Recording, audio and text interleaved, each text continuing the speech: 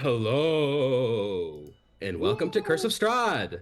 Yay. Woo! Yay! Announcements. This Sunday, Campaign 3, Woo! Episode 5. Woo! Be there or be square, Fantasy D&D. This Thursday, 1 week from today, Monster Hearts, freshman year. Close to the end of freshman year. Ronnie's back. Ronnie's back. Join us 1 week from today. But now, stay here because we're playing Curse of Strahd. Last time, the party On Survivor.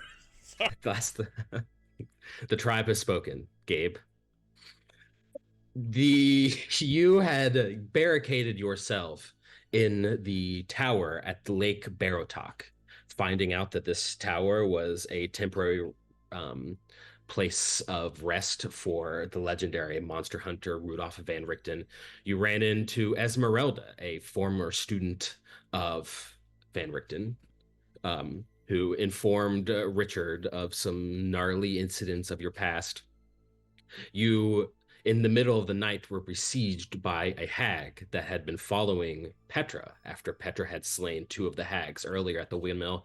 You woke up, fended off the ghosts, and a simultaneous werewolf attack that had taken place at the tower, killing the werewolf leader. In the aftermath, you found a werewolf woman named Zulika who was was beside herself and told you that her husband was captured by Strahd and used to be the Alpha, but this man, Kirill, had taken over and was working with Strahd.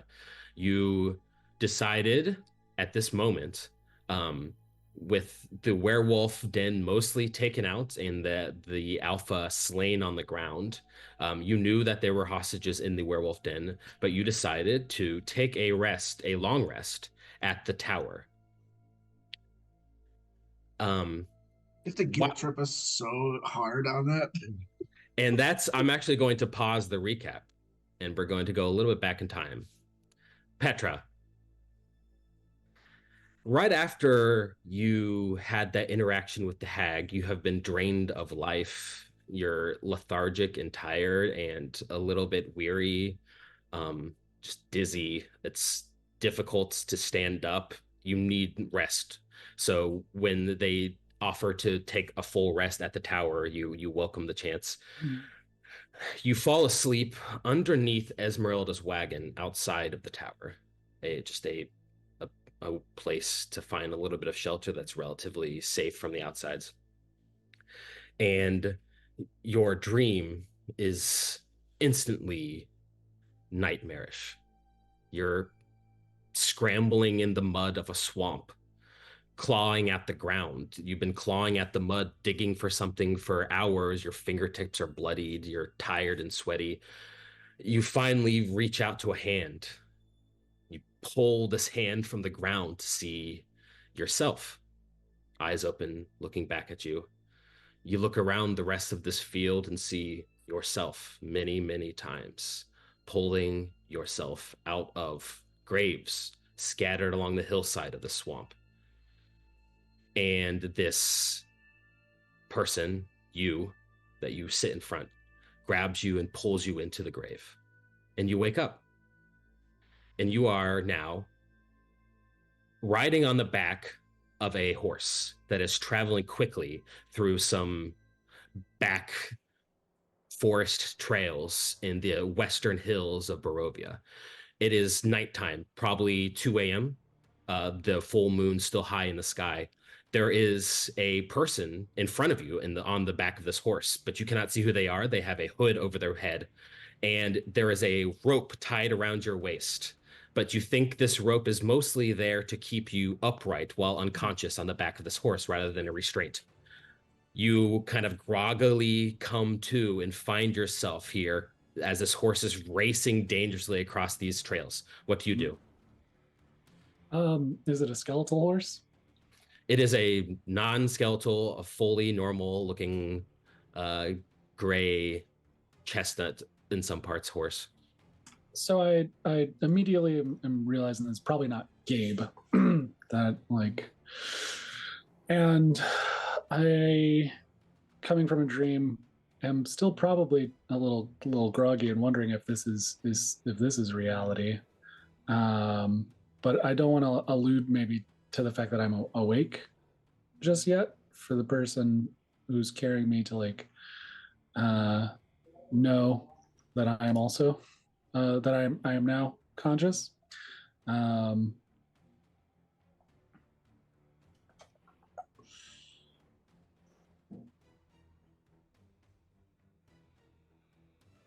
can I maybe do like a perception check? Yes. Make a perception check. It's a 23. Um, you catch a glimpse of this hooded figure as you're traveling, and at a certain point, in fact, the horse almost instinctively jumps off the path and is now dashing through the thick forests. Um, you recognize this person to be Rudolph Van Richten. Yeah, that's what I thought. Uh, Um, do you do anything? I would at that point in time realizing who it is and trying to like probably not even being able to like fully keep my composure, be like, you, Richten, where are you taking me? He pilots I guess that's the word for it, pilots the horse through the woods until you come to a little clearing. Looks like it's been pre-made, or there's like little stones in a circle, a 10-foot radius circle in the middle of this clearing. He jumps off the horse. At this point in the night, it's snowing a little bit. There are kind of thick snowflakes pelting the ground. It is now pretty cold. It is the beginning of winter. But as he lowers his hood, you see him. He is an older human man in his late 70s with kind of liver spot skin and balding hair, but lithe and wry as a fit older man can be. He looks at you wide eyed and he says, Petra, you have been cursed by a hag.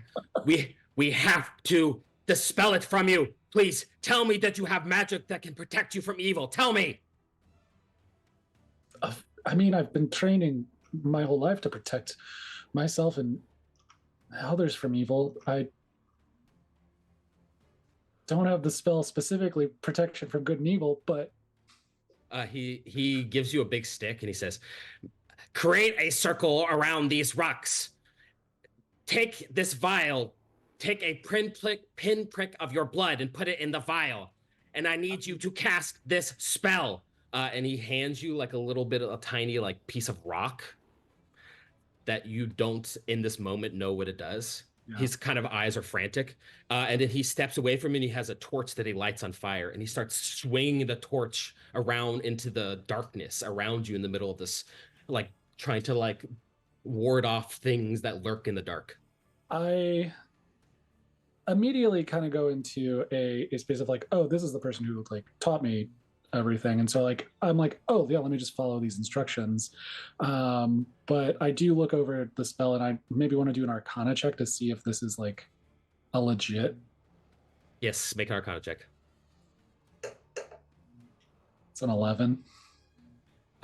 This is legit spell. You think this is like some sort of magic circle or protection spell. And you can tell, actually make an investigation check. Sure. It's a 19.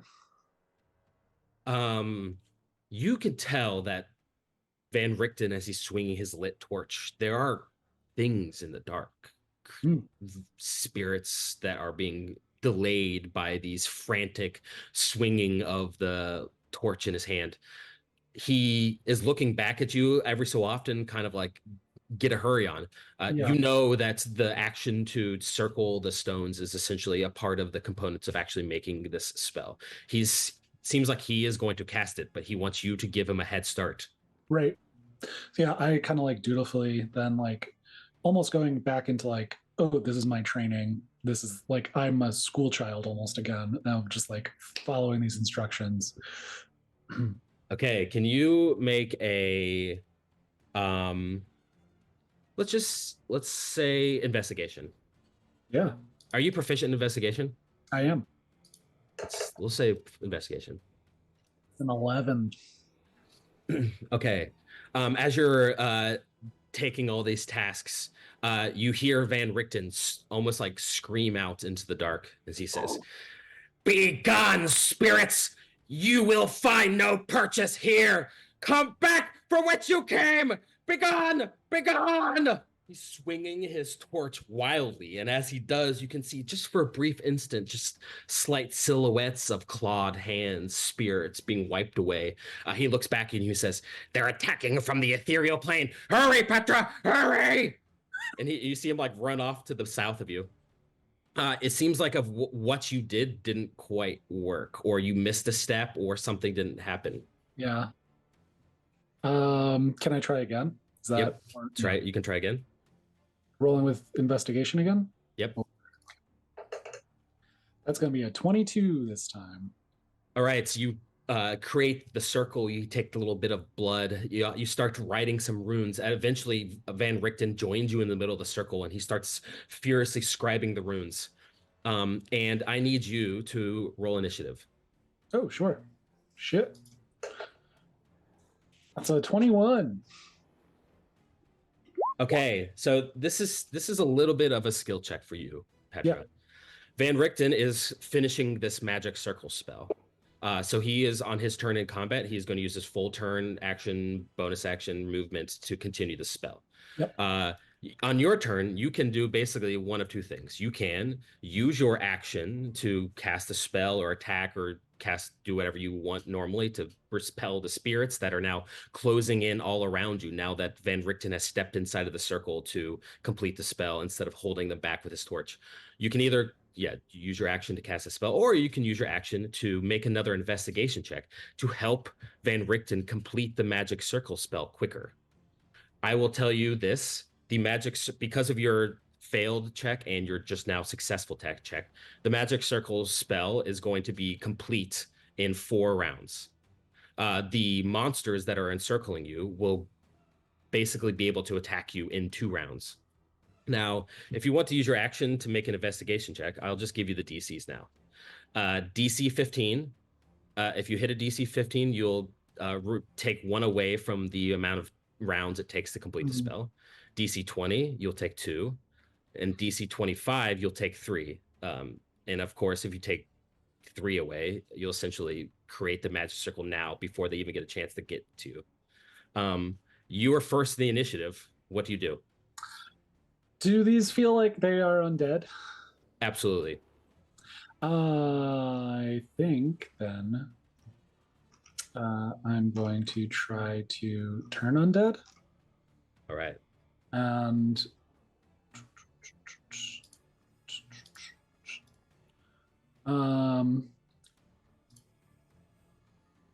Right, they need to make wisdom saving throws, I think. Yeah, let me find what that number is.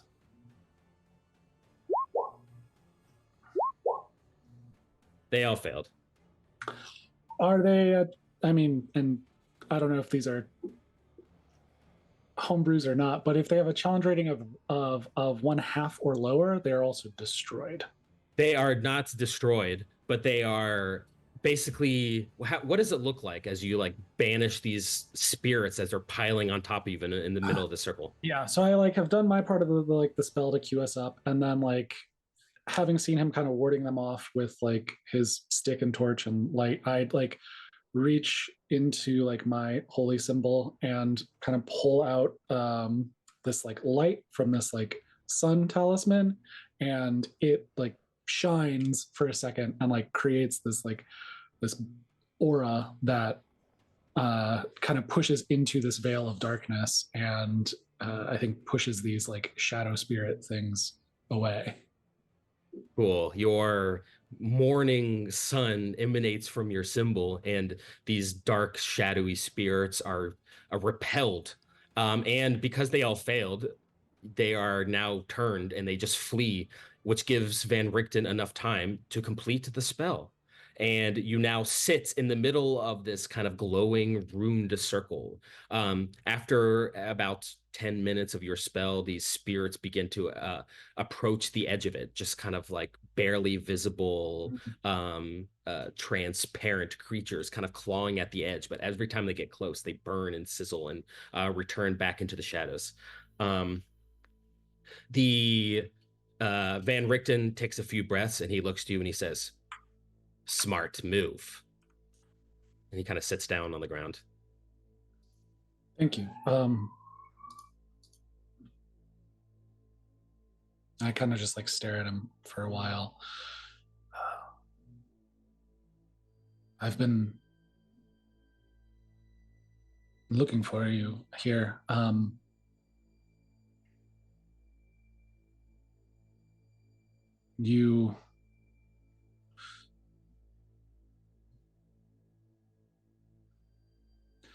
don't know that it was you that pulled me here, but it felt like I knew that you were here right away. And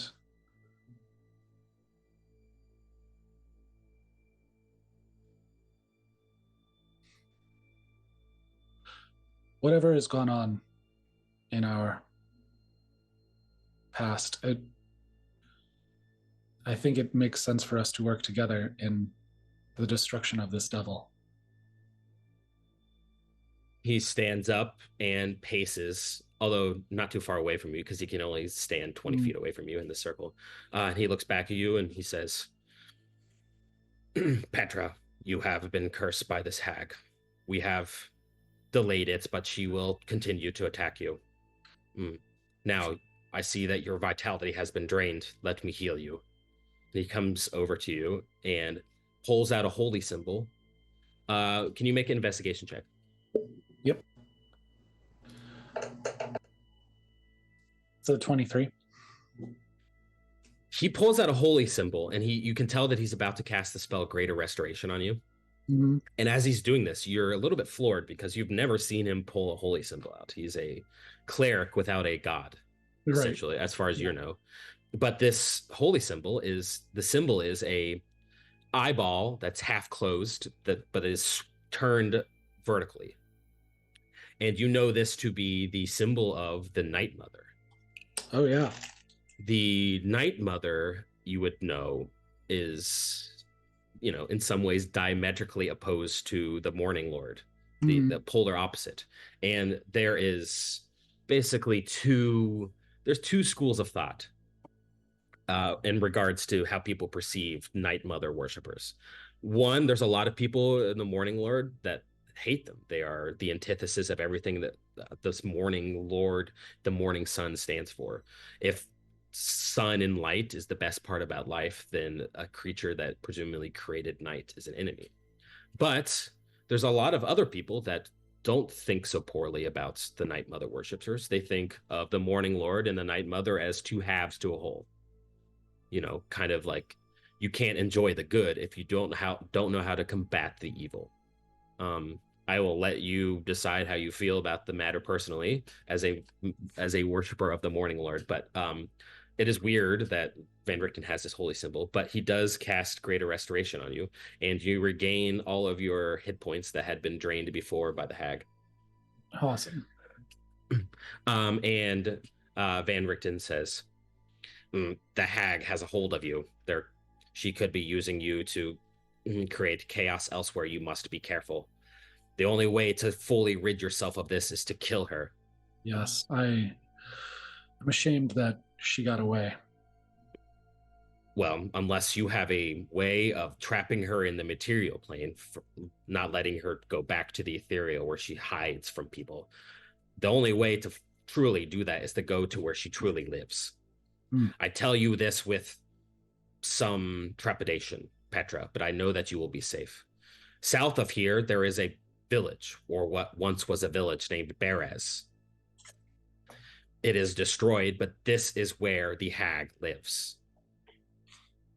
Now, Petra, this place, Barovia, I did not expect for you to come here, and in fact, it must have been a mistake, but I see now that you are destined to be here. Your soul is linked with those three other people.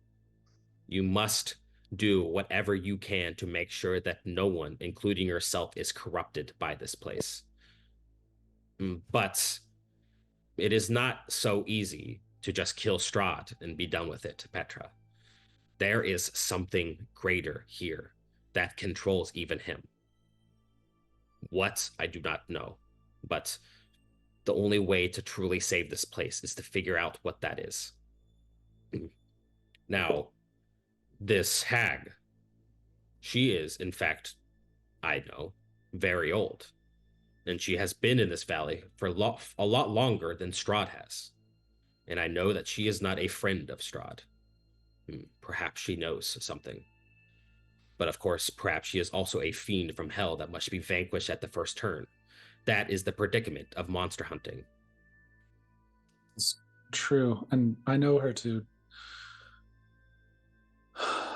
be a murderer of children, and we know that hags can't be trusted. Anything that she could tell us, it could be a lie or a trick. There's no reason why she would want to help us.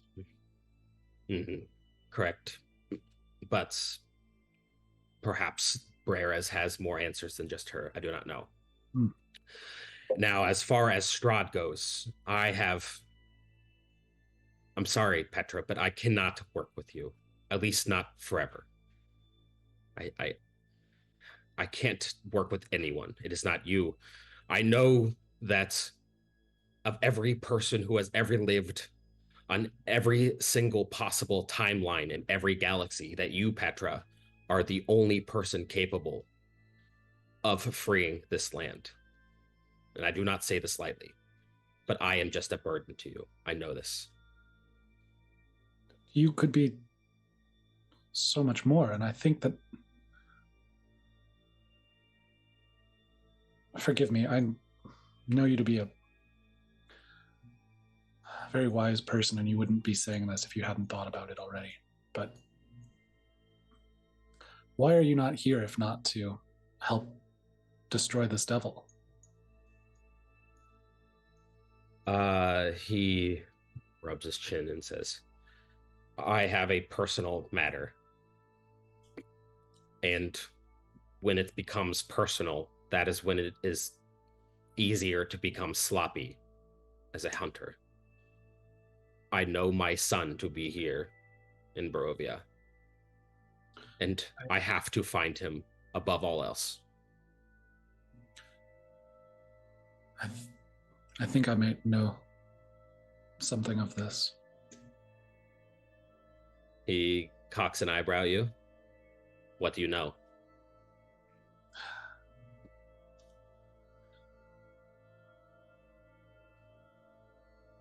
I met a woman at the tower.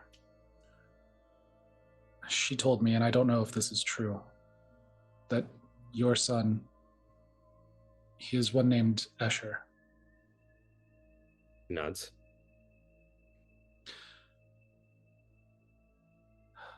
I saw Escher 2 days ago. It's hard to keep track. I don't know how long I slept for, but he was in Strahd's castle.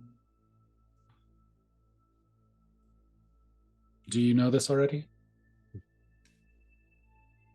Yes. He was sold to Strahd under his servitude and turned into a vampire. I know this.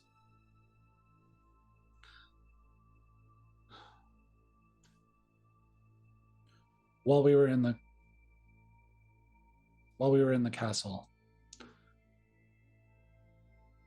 Escher spoke to a member of my party. He became close with him, and this angered Strahd.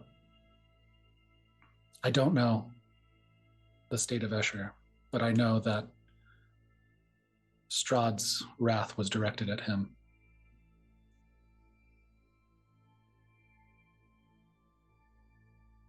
He nods and paces a little bit. And you can tell he doesn't really want to talk about it anymore. So he switches the subject and says, about the girl, Irina. At some point, There's no getting around it. We have to kill Strahd. It has been my mission for my entire life, basically, but it doesn't have to be me.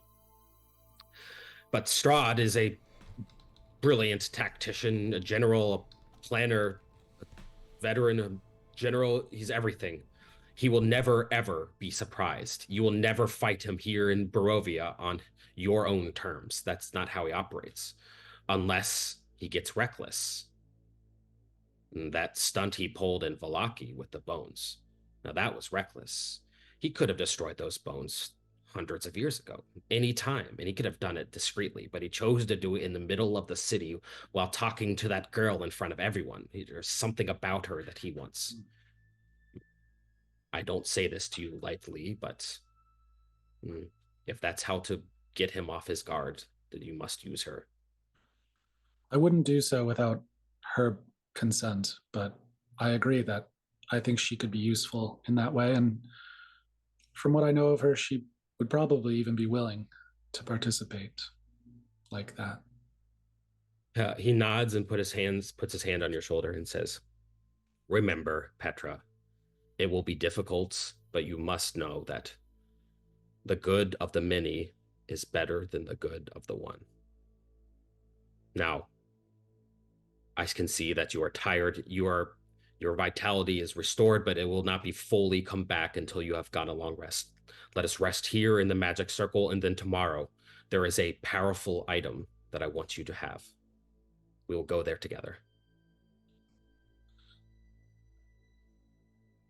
Before we sleep, but how am I here? Where is the rest of my party?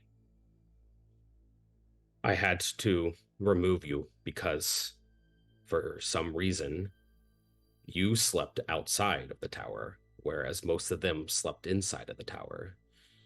I could not perform a magic circle inside of that tower with the anti-magic, so I had to take you to another location. I took it upon myself to take initiative while your party slept and waited for you to be killed by these minions of the hag.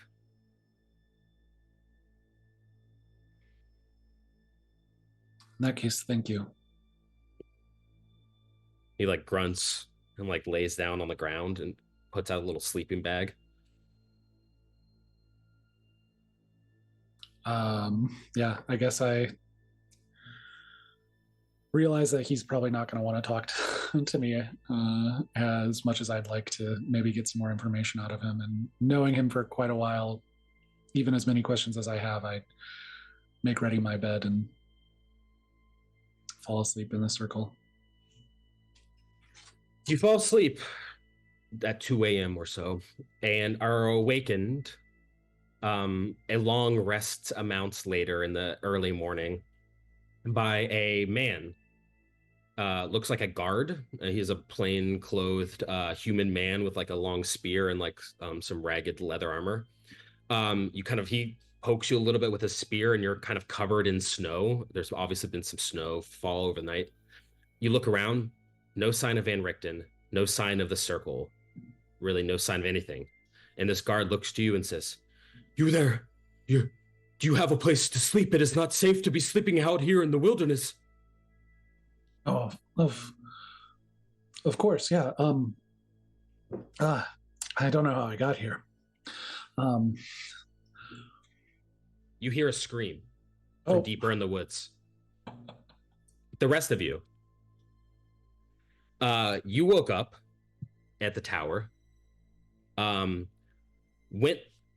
made your way over towards the werewolf den.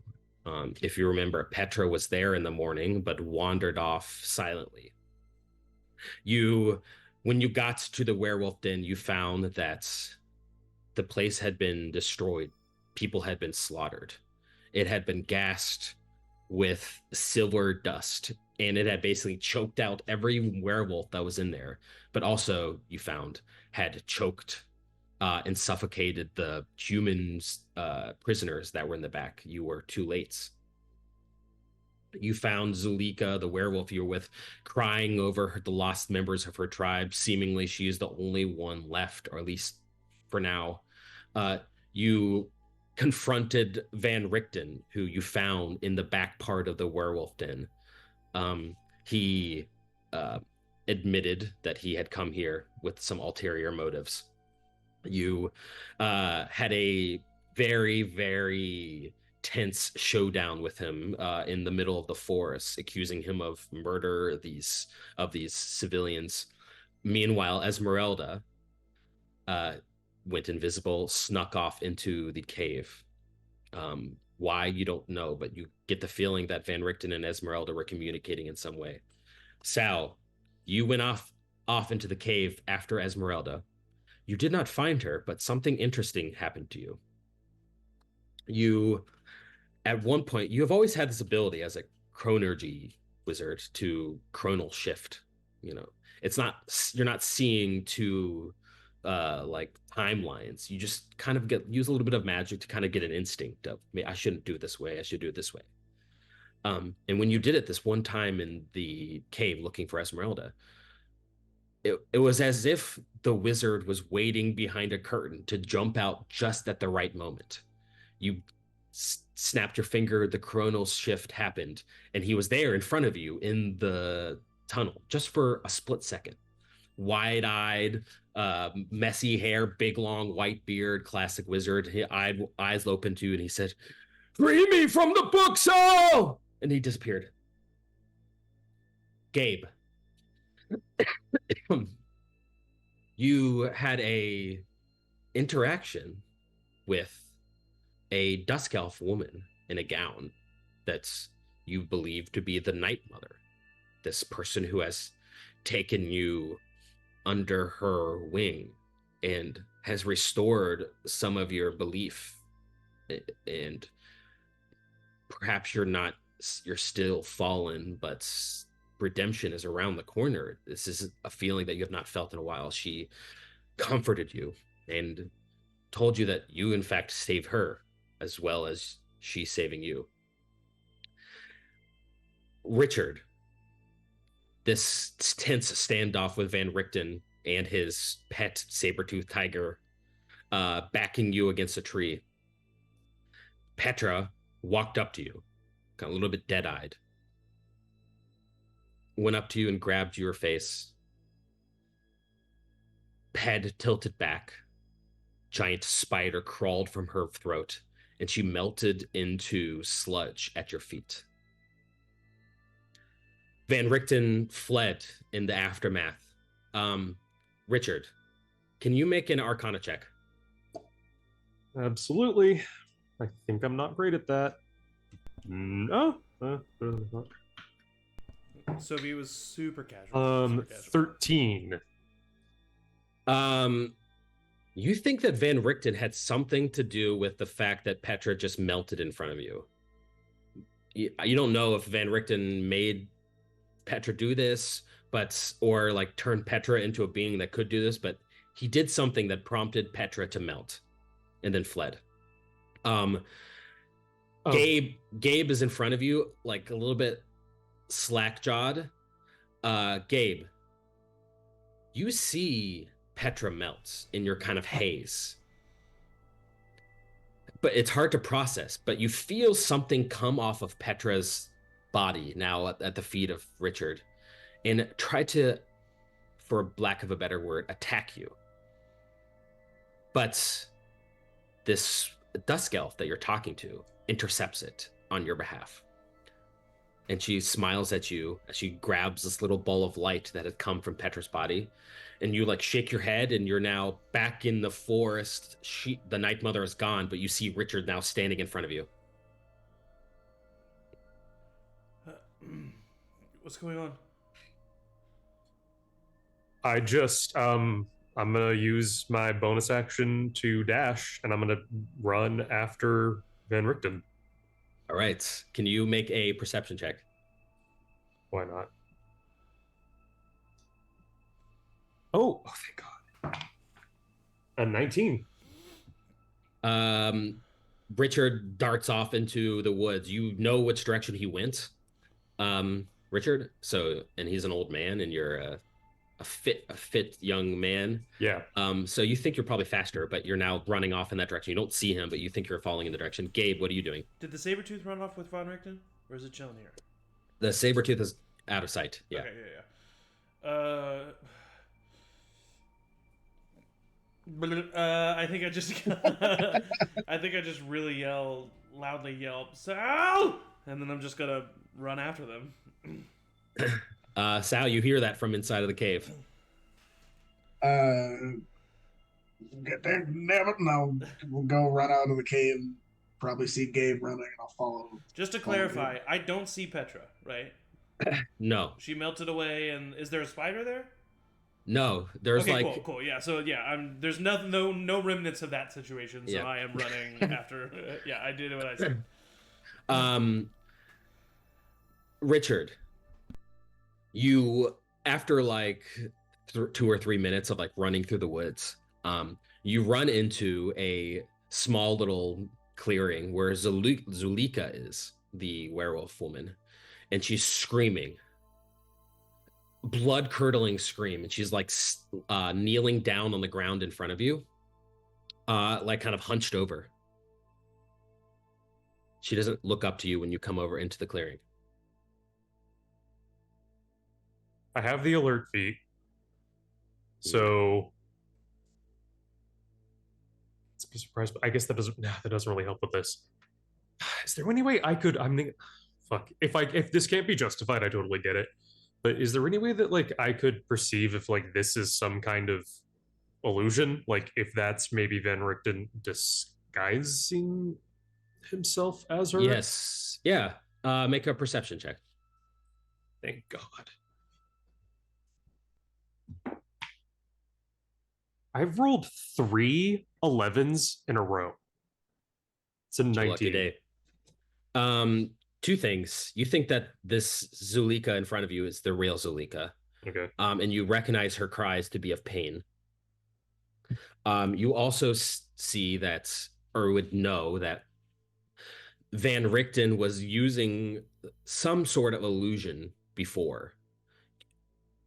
Like he's clearly has some magical ability, and you don't think he's invisible, perhaps, but he's intentionally trying to mislead where his position is through illusion. You think he can't be too far, but you don't see him at all. But Zulika's like heaving. Gabe, at this point, you have stumbled into the back of Richard in this clearing with Zulika. Where did it go? Man,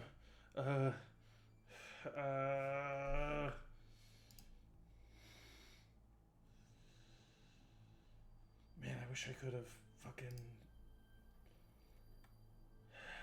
thought to do this when he was around me.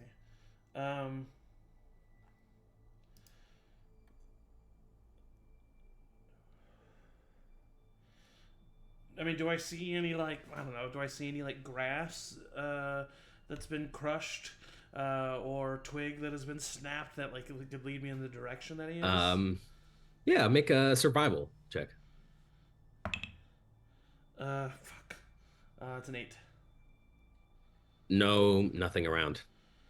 Zulika now has enough strength to like look up at you guys, and you see she's in this kneeled position down on the ground, and she looks up. You see that her throat has been slit. She's pouring blood down the front of her stomach, and she looks pale, and she looks up at you like barely alive. Gabe? Yeah, I mean, I immediately duck down and grab her, like literally put my hand on her throat, and I'm gonna give her 5 lay on hands. What did you do to Zulika? I found it like this. Your land hands really helps. She's like panicking but calming as the healing goes through. You've basically saved her life. Was this Von Richten? She nods. What direction? She looks and turns. I'll make a perception check for her. Sal, can you help? So yeah, Linguini in the air? I can send Linguini and somebody else. What do you mean somebody else? I can make somebody fly. Richard is faster. Really? Teddy. Well, yeah, it's 60 feet no matter what. Who's got but good I'm- eyes? But he can Me, bonus I action. have- But he can bonus action dash. Slap.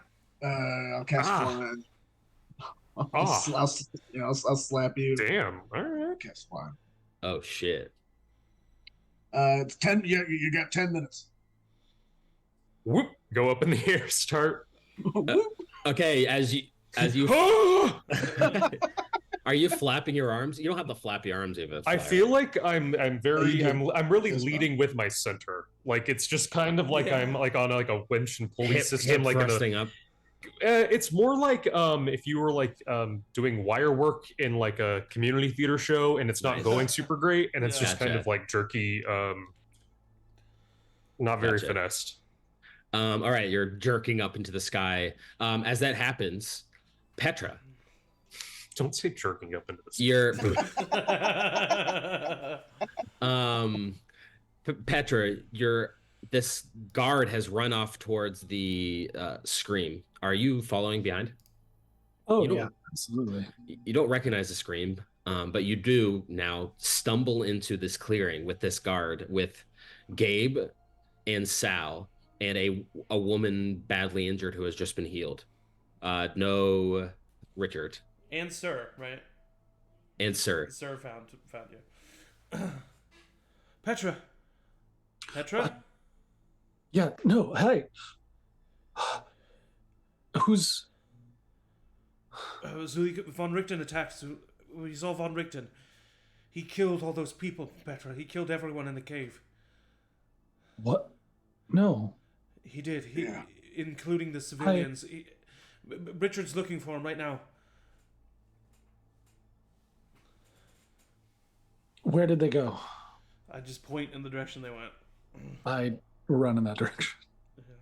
Okay, you guys are okay. I need the people that are running through the woods specifically. Can you make survival checks? Richard, can you make a perception check? Yep. Add advantage because I'm flying. Is that a thing? No, but I'll All right, probably cool. reduce the DC. 17. Glad I'm survival. following Petra. Ooh, That is a 17. And that's 17. 20. Nice. Oh, 7. oh, sorry, 27. Nice. Damn. Hell yeah. I think does real quick, Matt. Just does Zulika have any weapons on her? no, she doesn't. Okay, I throw her. I hand her carefully. Yeah, let's go. I hand her carefully an axe, and I tell Sir to stay with her before I sprint off and to alert me if she gets into any Is trouble. Sir the name of the guard? Is that what? Sir is the name of the horse. Oh, okay. Shake, rattle, and roll. Shake, rattle, and roll. Yeah. So, Sir, yeah. You have not faster asked on a this guard horse. his name. The guard is like running is with Zulika as well. He's like tending to her as well as long as Sir. Richard, as you're flying overhead, you don't see any like footprints in the snow. I mean, it's beginning of winter. There is snow, so you're looking primarily for footprints, and you're looking at the way that he went, most likely after where Zulika is, and there are no footprints. Either he's still right there, or is going some unconventional route, or is doing something like that. Or teleported. Petra. Mhm. You know what Van Richten is doing. He's a seasoned, among other things, he's a seasoned tracker, forest man. He is not a man that is strong, so his monster hunting mostly comes in, some stealth, craftily planning things, that kind of thing. So he's very good at traveling through woods undetected. And you can see that he's taking unconventional routes, only making footprints in certain areas and certain thick bushes. He's making very purposeful movements, and he is headed a little bit southwest. And you believe he's heading towards the town of Kresk, which is a town that is very close. You had seen it when you were up in the tower. It's very close. In fact, if you look at the map, this is where you guys are. Looks like he's heading towards that town. You know that you can guess that that guard that was with you was a guard from the town that was doing like a sweep of the perimeter. You think you're pretty close to the town. Well, and that's where we were headed anyway. I would, if possible, cast Sending Uh-huh. to Van Richten. Yep. And say, I need to speak with you. I have to know the truth. Do not leave me again. Please. And that's what I will say. You get a response, and he says, sorry, I have to do this for myself. The holy symbol will be yours. It is your destiny. But I am borrowing it for now. Stay safe.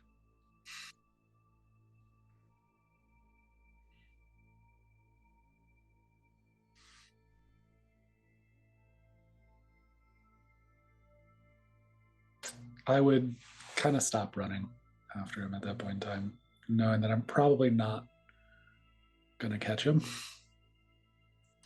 But would try to find Richard, Teddy. Well, you see Teddy up in the air. Oh, yeah.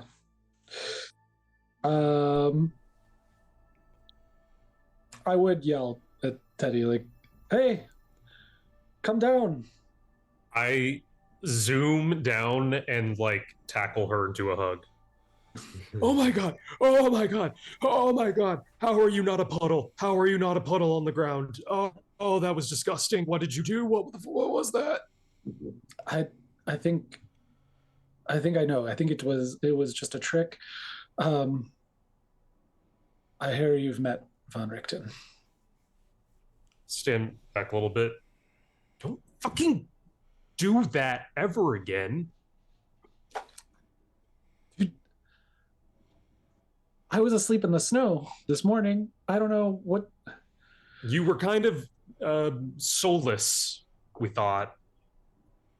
You were acting like that guy on the boat who was trying to drown the kid. And he kept wandering off, and we just... It was a mess, and then Gabe's interesting, not scary horse brought you back, and then you melted. That's kind of the long and short of that. Oh, yeah, sorry. Yeah, my bad. That was not me. Yeah, that's... His armor sucks. Where is he? There's no... I He's couldn't see him. He's gone. We will not find him. He is... I was running with my axe, and I just, like, embedded in the nearest tree. Jesus.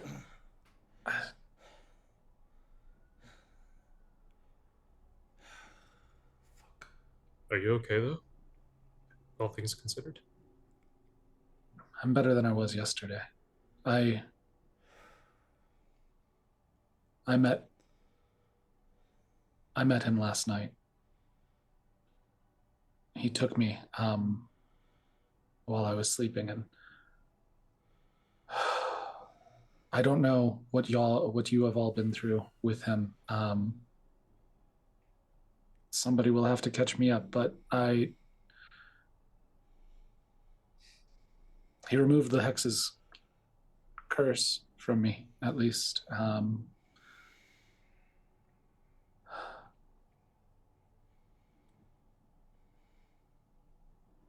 I want to believe that he didn't hurt all those people, but I know him, and I know that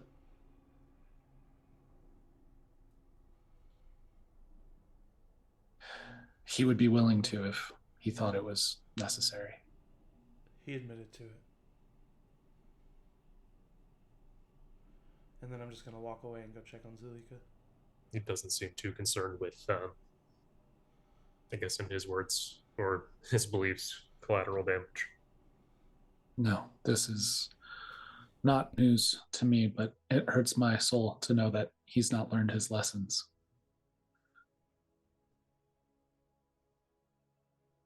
I think Gabe knows of this as well, but the reason why he was kicked out of our order was for something similar to this.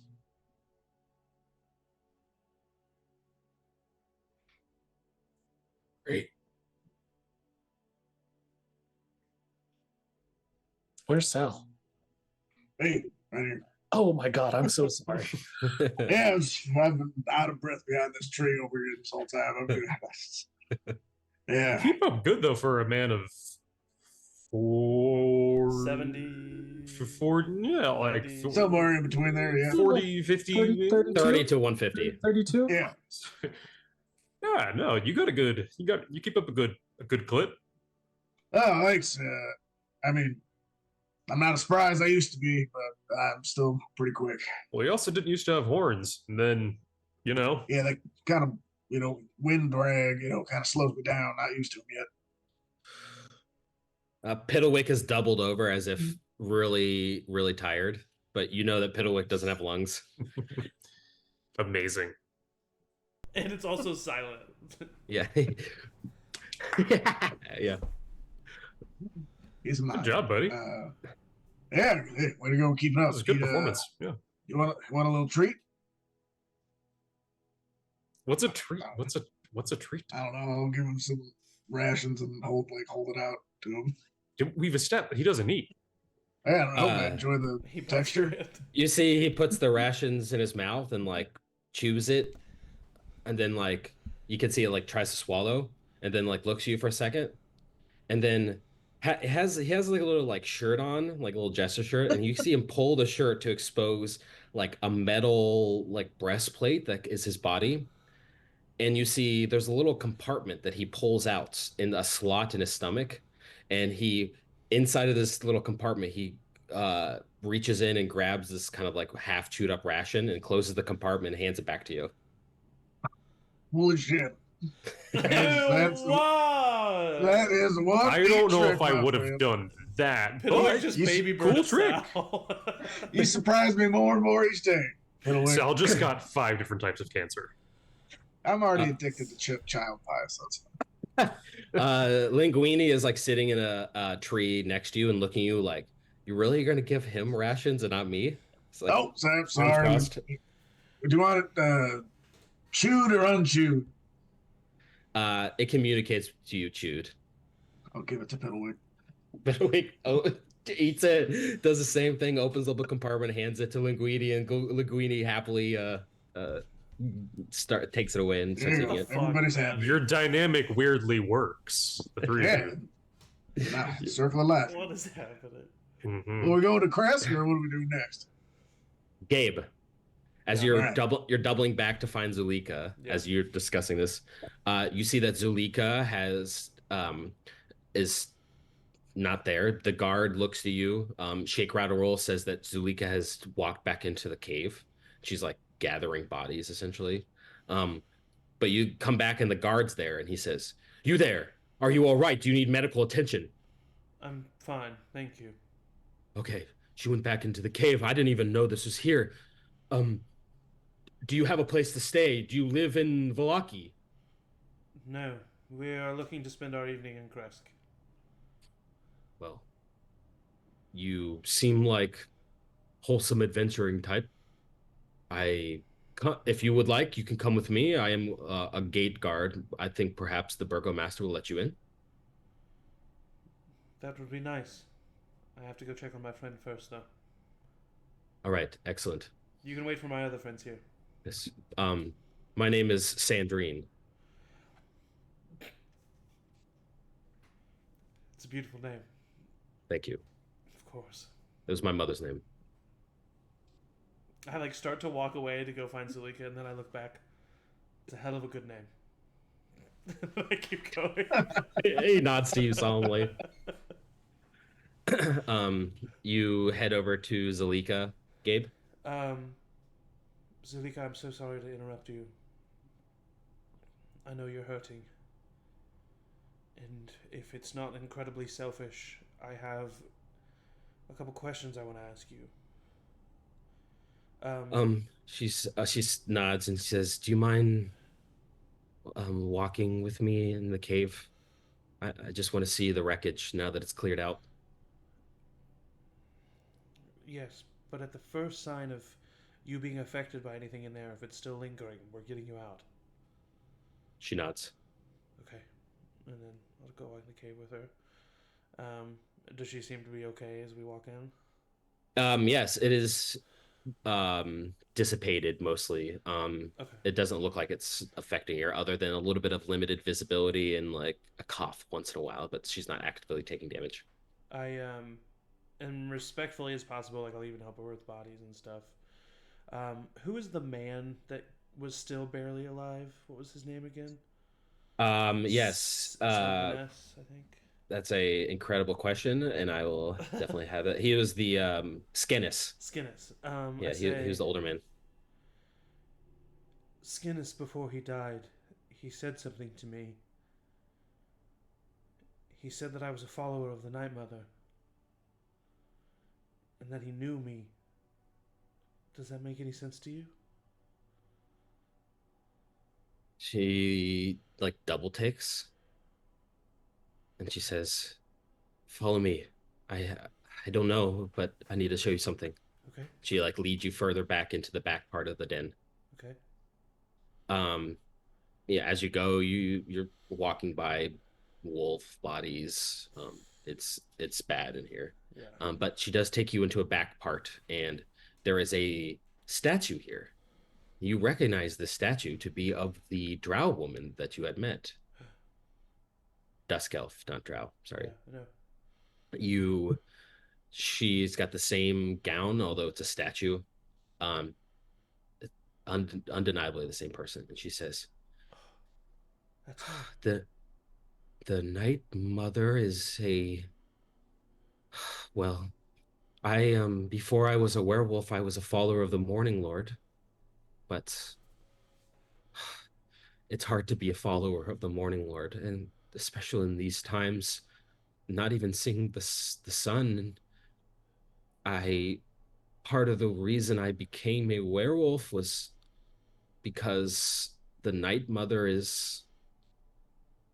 she is hopeful to me. I don't know you though. If he recognizes you, I don't know that. But if you do, in fact, worship the Night Mother, then you are in good hands. That's this is the woman that I saw in my vision. I had a vision of her. She spoke to me. She was so kind, but so afraid. She takes a step back from you and says, she spoke to you? Who are you?" I'm Gabriel. I'm just a man. She's like looking around. "You must be a prophet. Have you come here from the Night Mother? How come? Why did the Night Mother let this happen to my den? We are all followers." I just like put both hands on her shoulders, and I say, I think that she is weak. I think that she was too weak to help you. It was not her fault. She did not allow this to happen.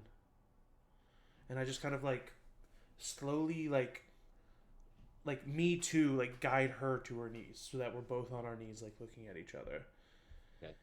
And I grab her hands and I say, this is so new, but it feels like it's bringing back a part of me that I thought was gone long ago. It feels right. I feel like I need to help the Night Mother. And then I kind of like look around. I feel there's a reason I was brought here. A reason she came to me after meeting you and your people. And then I kind of just like almost subconsciously, like it is subconsciously, I don't mean to do this, but I think Gabe just almost desperately, not hard, but in his like quickness and kind of like emotion on his face, desperately grabs her arms. When you grab her arms, she kind of instinctively pulls away from you. I let her go immediately. Um, How do I she become? How do I become like you? she looks you. She looks down at her arms, and you see there's like red marks where your hands were. She says, and you look at your hands are cold, like ice cold, I'm a little sorry. bit. I'm sorry. I didn't mean to hurt you. She says, "You, the hardest part for me was embracing the night. I worshiped for so long to see the day come, but it's not coming. And the sooner you accept that, the sooner I was able to understand that the Night Mother provides for us, even when things aren't as hospitable as they would be. She brings us comfort in the darkest, worst parts of our lives." Zulika, I want that. I want to be a part of the night. I want to be like one of you. How can I do that? She takes you over in front of the statue and she says, "I don't fully know. I became a werewolf, but that is not the only means to becoming one with the Night Mother. She's a hero to a lot of people, but it takes that sort of inspiration, dedication to her to transform yourself into a creature like a werewolf in her name. That is what she Can you looking do it? for." Can you turn me? She takes a step back and she says, "I could turn you, but you will be infected. That is a curse. I, I have it in my blood. I could. It would take a long time for me to give you to the state where you could control it. If I bit you now, you would just become a monster. Oh, But there's other ways. You just need to show your dedication. I don't know how. I'm sorry. no, no, no. I'm not an expert." No. It's. I've asked too much of you already. Can you just answer one more question for me? You want me to show that I am. You feel like I need to show her my commitment. What are her. What are her ideals? What does she stand for? What kind of acts will show her that I want to help her?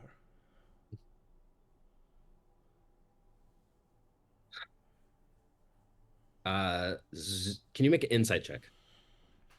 It's a 14 plus 3, 17.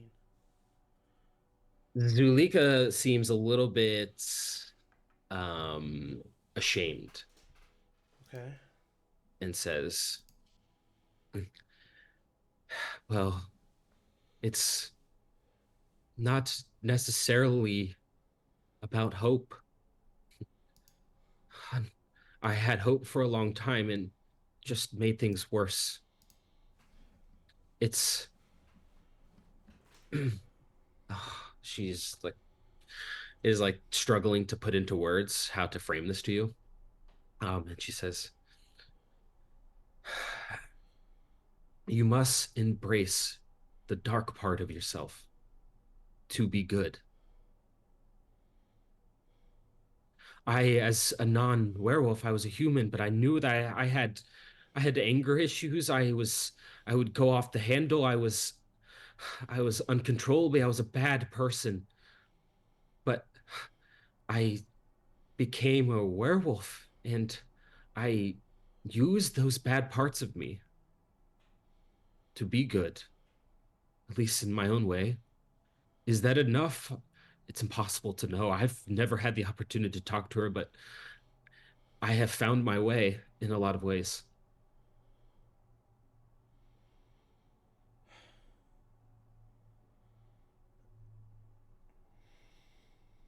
Am I.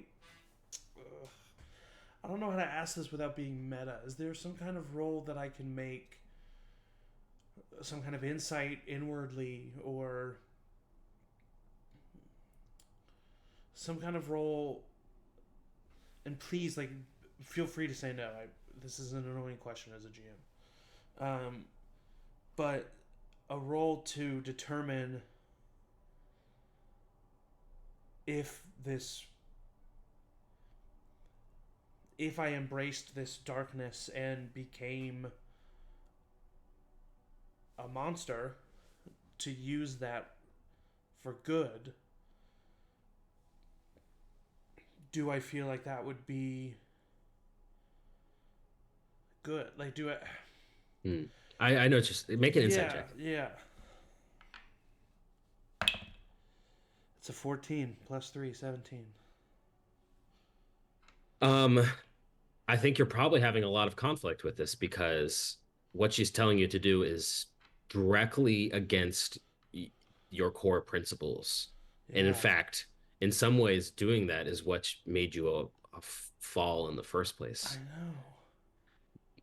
But I mean, there's some truth to it in your mind, at least in the idea of you're a fallen paladin. Most paladins who worship are there with their god are perfect. You kind of have to be if you're dealing with a god, but you aren't perfect. You have fallen. What is your place if you're not on the upper echelon of these creatures? What does that mean for you? Are you broken forever? She had remorse in her life of being quick to anger. Was she broken forever? She seems like she has found some solace in knowing that her weaknesses are there.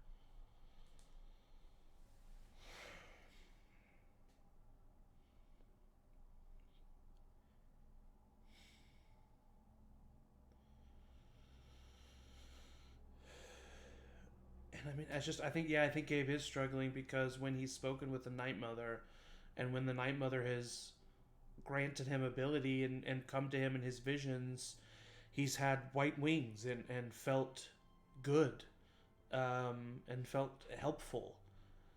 And I feel like he hasn't felt that way in a long time. But on paper, the Night Mother sounds, I mean, like as you said at the top of the session, and as an antithesis to the Morning Lord. But I also feel like that Gabe thinks that maybe he's been an oath of vengeance, and he has an oath of vengeance against the killers of the woman that he loved. And he listens to her story and hears that, feels like the anger and relates to that. And that's what he's been doing, and it's been for the Morning Lord, and it hasn't helped. It's only hurt, and he's been seeking this redemption with the Morning Lord, and it hasn't come. No matter what he does, no matter how good he tries to be, he's fallen. And so the idea of someone embracing the darkness, embracing the fallen within you, to then allow you to rise to be better than that, I think is appealing to Gabe in this moment. And I don't think he knows how to handle that feeling right now. So I think he just thanks Zulika and quietly helps her gather up her companions until my party arrives.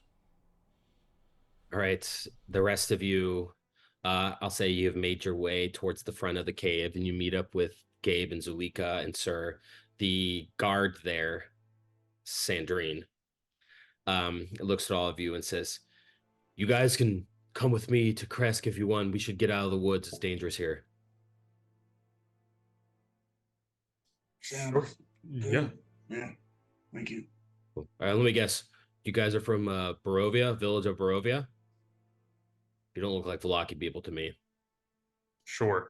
Sure, yeah. He looks at you. Okay, fine. You don't have to be whatever. It's been a long day, I'm sorry. It's been a morning of abject hell. Wait, you guys Vistani? You don't look like Vistani. No. I am actually. Oh, there's some That's Vistani right. staying in Kresk. Yeah. Um, we know them.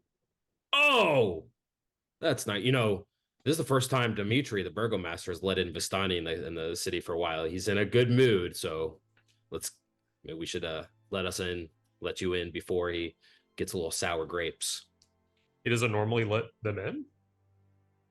Well, he looks at you and realizes that he's like a little speaking out of turn in front of you, and he says, oh, "I don't know. People have some prejudices. Not me. I love Vistani, of course, but What's got him in such a good mood? his son is Ilya. He's doing well. He's been sick recently and has gotten a lot better. So, Good.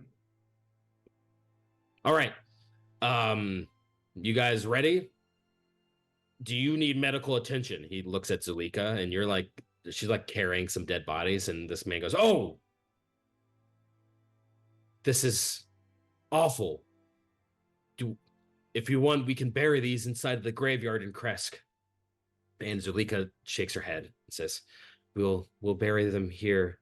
And she looks to all of you and she says, kind of out of earshot of Sandrine, she says, "Thank you for a lot of things.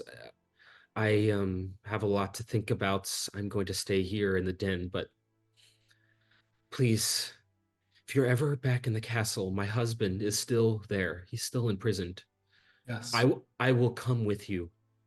Find me here if you need." Do you want help? It's a lot of graves to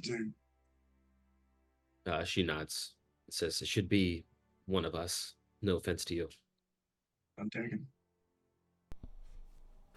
I'm sorry, Zulika. I'm sorry we failed. It looks like she's about to say, like, it's okay or something, but she doesn't. Like, stops herself from saying that pointedly and walks away, leaving you alone with the guard. So, what was your name? Sorry. Sandrine. That's a lovely name. Thank you. Is my mother's name and my grandfather's name and my great great grandfather's name and my aunt's name. Oh, are you gonna name your child Sandrine? Well, that's the plan. My wife's expecting. Congratulations. Little Thank Sandrine. you. Little Sandrine. Thank you. Well, great, Sandrine. I think we're supposed to be going to Kresk, Summerbrod. Is that a executive Kresk, decision? yes. All right, everyone, follow me. He starts like plowing through. Like there's about an inch of snow. It's not really sticking, and it's kind of stopped snowing, but definitely the start of winter. Very interesting guard. He's walking Seems away. fast enough. Gabe, how you doing? Petra, how you doing? Yeah. Good deflecting. I'm sorry that I wasn't here with you this morning. Clearly, it wasn't your fault. I'm just really happy that you're, again, not a puddle. Agreed. Yeah. Wait, what? Oh, there was a Petra that wasn't Petra that melted. Wait, that was more than just an illusion. When Petra melted, something that was causing that illusion came out and tried to attack me. And then I was saved. But something was there. Saved by what?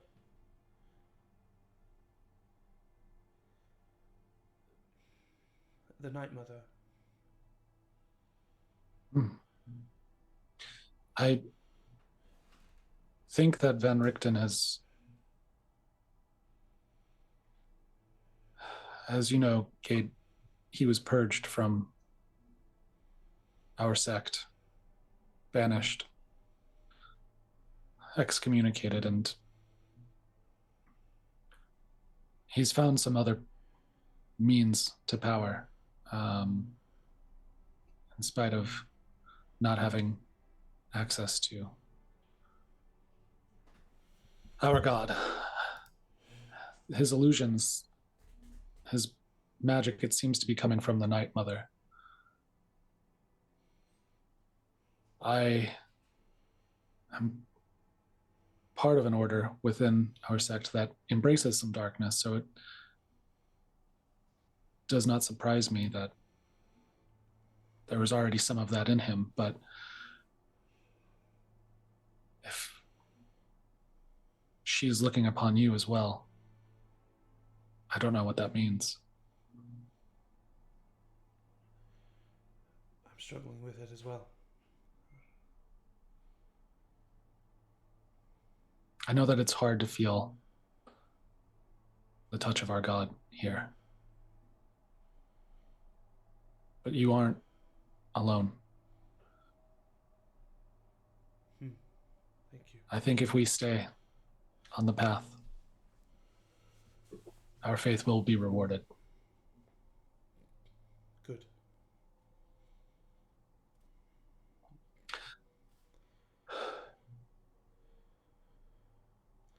I'm ashamed of the harm that he did to these people. I wanted to trust him again. He removed the hag's curse, though I think she will still be following me and watching me, and we do need to be safe at night.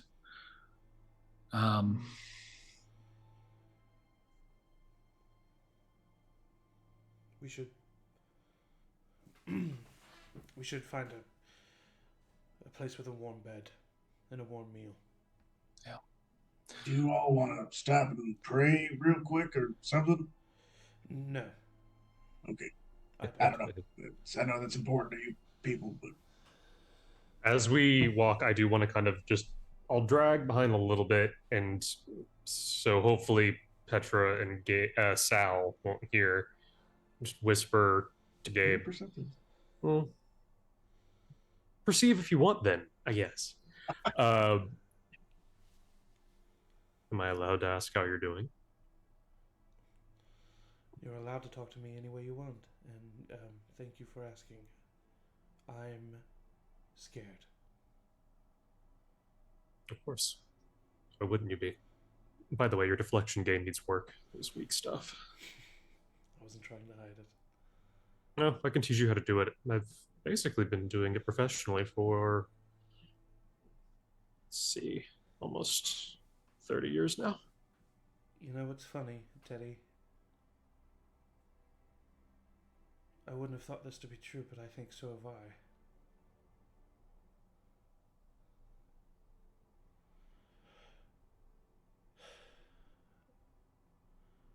This place, it has revealed truths of all of us, hasn't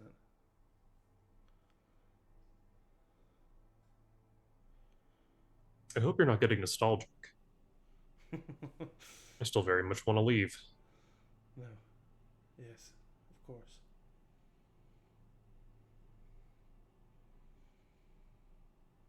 I could use a drink. Sure. All right, so you head with Sandrine, the guard, out onto the old Spholic road, the main road, and it is merely half an hour before you kind of come to a bend. This area of Barovia is very hilly, so it's a little bit arduous work as you're kind of climbing. Some of you were riding on the back of some of your horses. But eventually you get to what you think is the town of Kresk. It is a village that is completely walled off with stone reinforced gates and walls all the way around. It kind of sits on the top of this rocky outcropping that sits above some of the forest around it. There is a large gate in front of you that has two watchtowers. You can see guards with crossbows sitting at the top of these watchtowers, and two large doors that are closed to the actual city.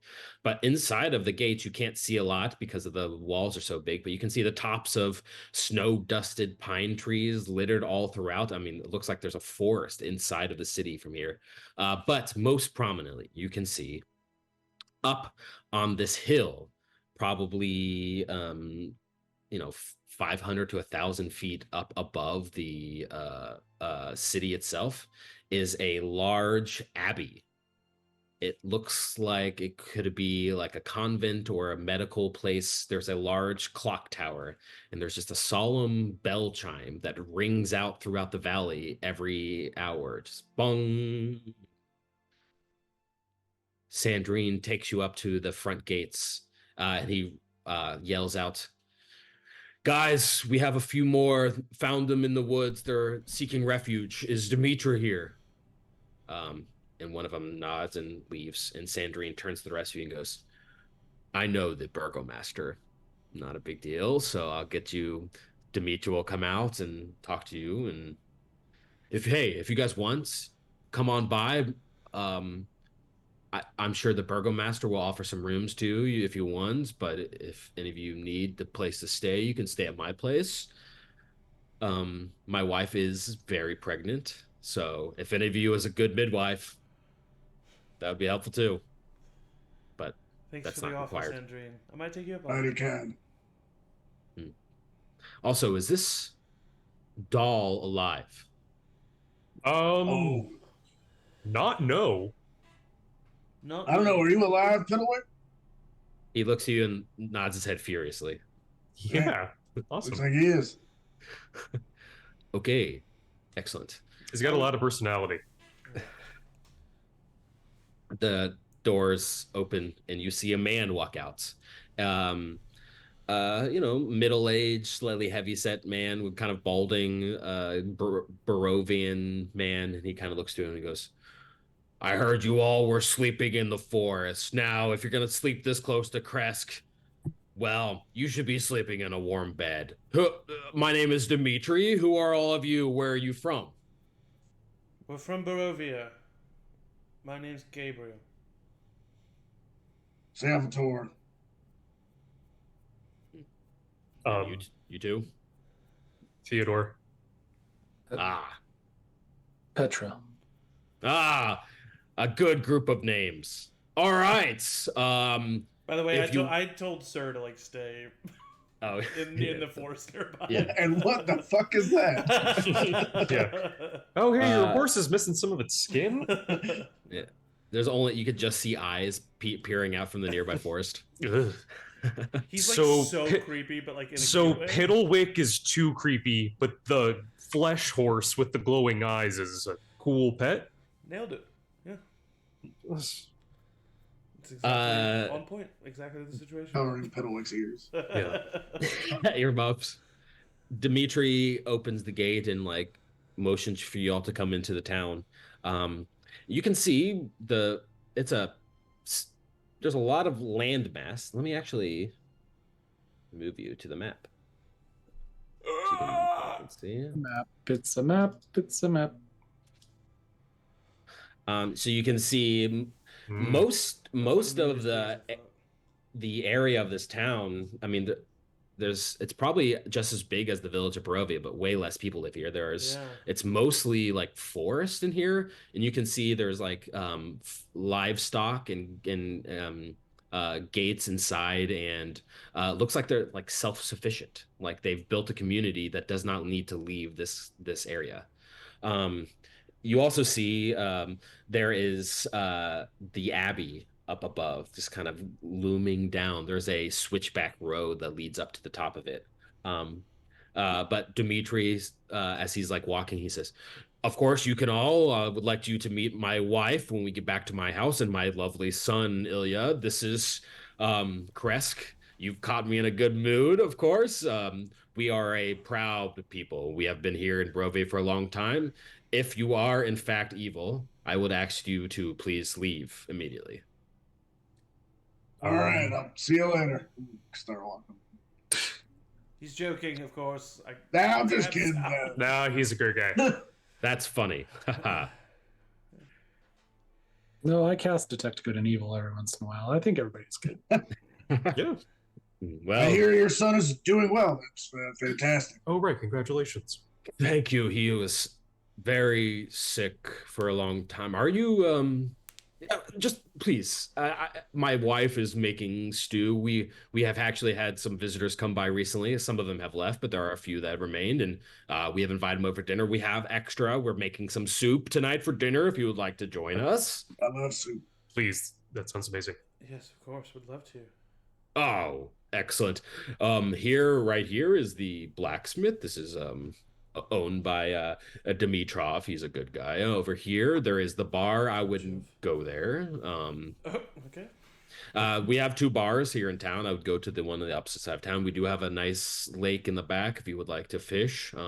If you're staying for a while, we do ask that you help out around with some of the livestock eventually, but that's not required now in Kresk. Also, do not go to the Abbey. That is mostly off limits to, well, everyone. Okay. There's the I hate to ask. every town's got to have a thing, right? I hate to ask why, but and if that's not an intrusive question. Oh, no. He looks away as if it kind of is an intrusive question. And he says, well, it's been here for a long time, and there are people that live there, but they don't come down here. We don't come up there. Although, yeah, We'll leave it alone. Well, yeah. He's furrows his brow. Kind of like elbow Gabe. I know we're not going to leave it alone. Very much looking forward to enjoying your hospitality this evening. This dinner sounds good. He stops at a house, modestly sized house. Dimitri, other than the Abbey, because you guys don't go up there, do you have like a small, even just quaint chapel, temple? Yes, of course we do. It's in the northern part of town. I can take you there if you want. It's No, I can find my way. The rest of you, I actually personally was going to take a look at that blacksmith back there. Well, I would love to come and meet you guys back for, and I'm saying this to my party. I would love to meet you guys and come back for dinner. I could really just use some alone time, if that's all right. Sure. But I'll be right back. I mean, hopefully within. Go! I have lots of shopping to do. Go. Just be safe, please. Of course, yes. And I just kind of like have him point me in the general direction, and I head off to the small temple. okay. He points north. There's not too many roads here, but Yeah. so looks like you're heading the right direction. Meanwhile, the rest of you, Dimitri opens this door to this house, and he says, well, it's lunchtime now. You can have some finger foods if you want. You can stay. We do have some cards. You can play some card games. I think maybe this afternoon there might be a public dance. The Vistani came recently and they had a dance circle, and some of our people seem to like that. So thinking about making it a thing. Sorry if I mean this in the best way possible. This town seems pretty normal. Quaint, even. Yeah. Much more than we're at least I've just been used to recently. Well, thank you. I assume as the burgomaster, I do strive to make this place hospitable and safe, and I feel like I have done a pretty good job. We have, of course, had our turmoil in the past, but I think now things are looking up for Kresk. As he walks in the door, he's like motioning for you three to join him inside of the house. Yeah, Yeah. sure. Do you have any alcohol? I know some towns hit by a dry spell, if you will. He looks to you and he says, well, that's a little bit of a sore subject. We normally get our wine from a nearby winery, but they have not. Oh, anyway, Anna! And you see a middle-aged woman walk over to you and you three, and she says, my name is Anna. I am the burgomaster's wife. Please, my house is your house. If you're outsiders, you're welcome here in Kresk. You can have a seat at the table in the other room. My son is in there, and we have a couple of visitors, but I think you guys will fit in nicely. Dimitri, can I talk to you for a second? Dimitri nods, and she takes Dimitri off to a side room and just leaves you three alone in the like entry foyer of this house. It's a nice house. It's like mostly made out of wood. There looks like there's a few rooms, like a living room and a dining room and some bedrooms in the back. Modest but nice. You can hear some voices in the back of the house, but you can't see where they're coming from. Huddle up. Yeah, group huddle. Come here. Hello. Okay, so things are pretty normal. I think that's not normal. Right. Other potential. This place has really messed with my head. So I'm at the point where I'm thinking, are we going to step into the other room and the kid's going to be a monster or has been dead the whole time, and it's some awful hellscape thing. I just keep waiting for the other shoe to drop. He said finger foods, and I was like, oh, of course they're going to be fingers, and that's going to be the thing. I thought, are they going to serve as people? So hopefully it's in pie form. Am I right, guys? we need to get whatever Van Richten did to you, Petra. He needs to do that to Sal. Oh, I hate myself. I like it. As long as you recognize it. Yeah, I know. It's fine to joke about, I guess, if you're trying. Also, do we think that the other guests in the room are shitty people that we've like fought in the past, or they're going to be evil and we need to just... Only one way to find out, right? Like a room full of our exes or something. Oh.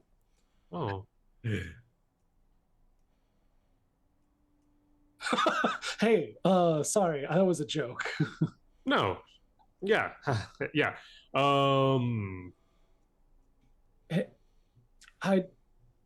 No great way for me to transition into this thought, but if that's the case, having Gabe here would actually be really helpful.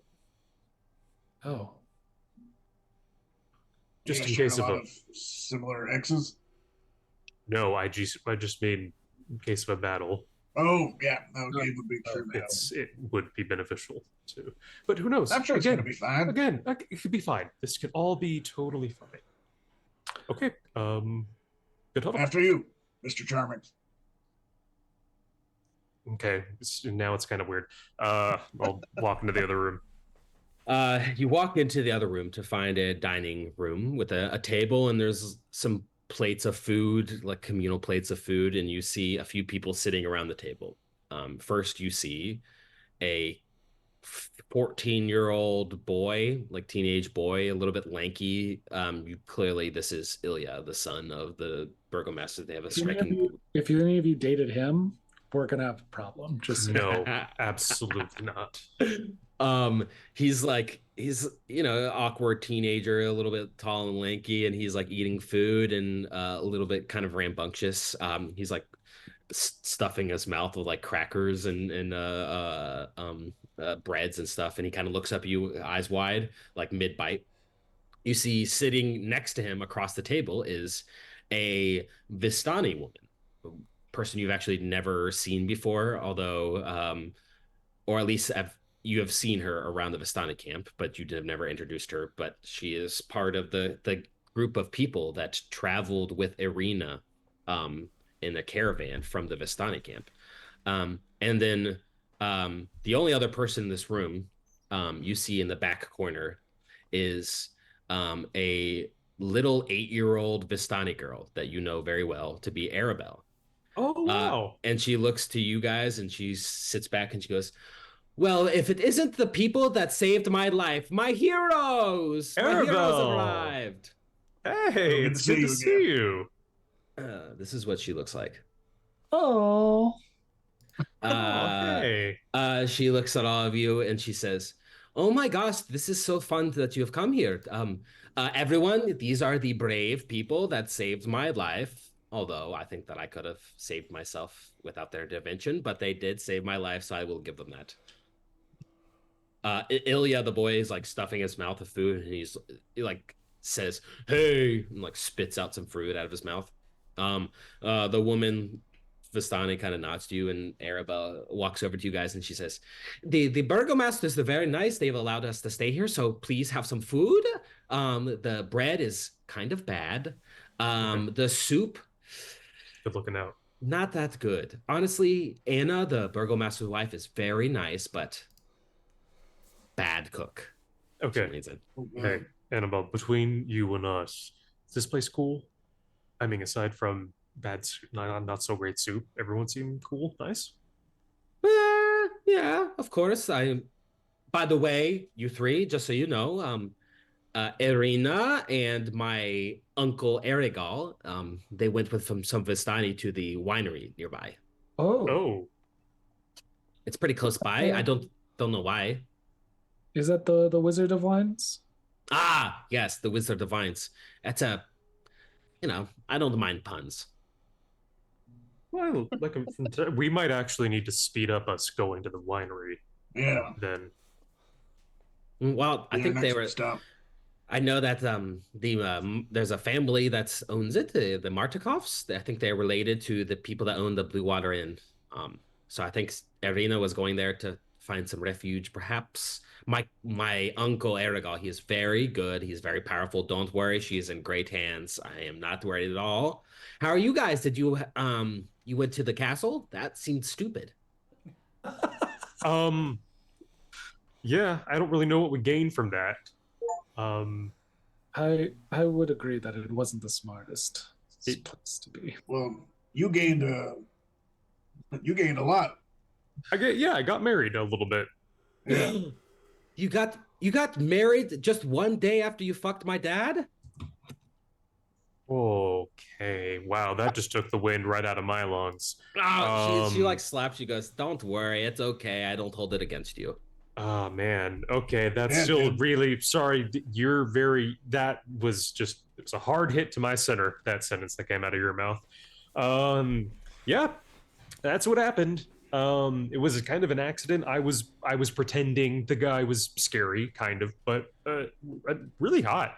And so in order to get him to not kill us, I said that I was going to marry him, and then Petra just so happened to be able to make that a real possibility. Ew. Yeah. How are you? I'm pretty good. It's just, I don't travel that much. I actually have to talk to you, Richard. Oh, Yeah. you can call me Teddy, by the way. Teddy. Excellent. I won't I ask was any lying. further. Yeah. Oh, You were lying. I'm a little girl. You would lie to me in my face. well, I lied to everybody for many years. Okay, that makes me feel worse. Good to see Okay. you. Good to see you. Creepy doll. Good to see you. Piddlewick puts his hand for a handshake, and she goes, "Absolutely not." I thought you, of all people, this came from your dad. Yeah, I My- think if you gave him a chance, you guys would really get along. You're kind of Very like nice. siblings in that way. I am no, Your no, dad no. had it hidden away. He hated it. Well, some parents might do that also, do they? And I don't think we're going to be friends, but I'm happy that it's here. Well, no, that's too far. All I'm saying is give it a chance. Yeah. All right. Never know unless you try. Excellent. We did save your life. The least you could do is shake my friend's hand. She's like, sometimes I wish you didn't save my life. She shakes Piddlewick's hands. Wow. Piddlewick nods approvingly. At this point, Anna comes in with some like more food on a plate, and she says, "Please, you three, sit down, have some food." Ilya, are you being nice? Ilya goes, "Yes, mother." And he's like stuffing some food. She goes, "Take the food out of your mouth and say hi to our guests." And he goes, "Hello, I'm Ilya." And he goes back to like eating. And she's like, "Okay." Not to be a bother, but do you happen to have any pie? I just have a hankering. Yes. Do you like strawberries? They were more of the savory variety. I mean, any pie will be. I no love a pie. strawberry pie. That's a totally normal type of pie to mean, enjoy at a place like this. Okay, If you're so staying for more than one day, I could maybe bake one for tomorrow? I mean, if it's not too much, I don't want to put you out.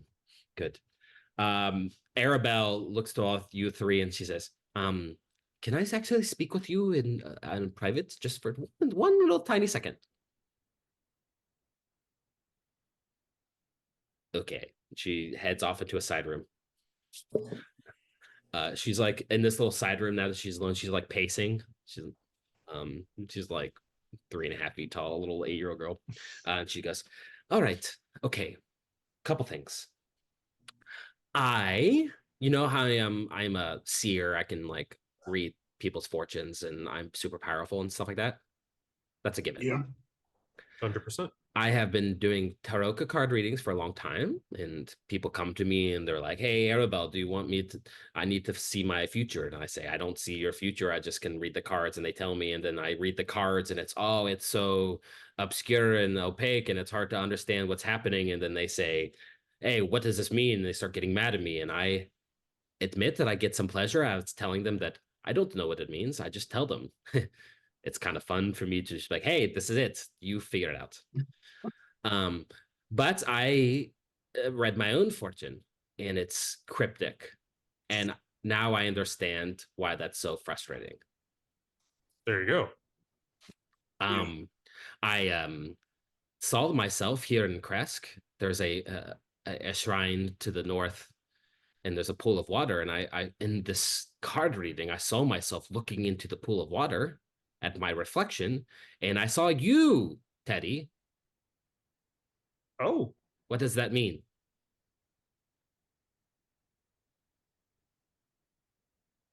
Well, okay, I want to get the obvious out of the way. You can't be my daughter. That's not a thing that could exist. Well, how old are you? You're like I'm close to 30. Yeah, I'm 28. Well, I mean, mathematically, it could work.